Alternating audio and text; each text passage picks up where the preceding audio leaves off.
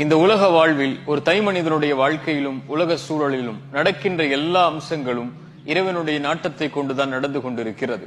இந்த உலகில் ஒரு மனிதன் உதயமாவதும் மரணமாவதும், நோய் வருவதும் சுகம் வருவதும், செல்வம் வருவதும் ஏழ்மை வருவதும், ஒரு உறவு நம்மை சேர்வதும் ஒரு உறவு நம்மை விட்டு பிரிவதும் என எல்லாம் இறைவனுடைய நாட்டத்தை கொண்டு மட்டுமே நடந்து கொண்டிருக்கிறது.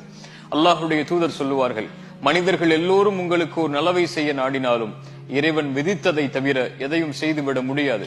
மனிதர்கள் எல்லோரும் உங்களுக்கு ஒரு தீங்கை செய்ய நாடினாலும் இறைவன் விதித்ததை தவிர எதையும் செய்துவிட முடியாது.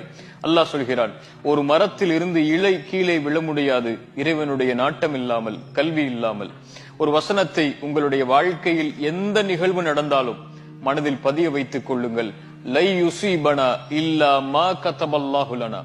அல்லாஹ் விதித்ததை தவிர, இறைவன் விதித்ததை தவிர எதுவும் நம்மை வந்தடைந்து விடாது.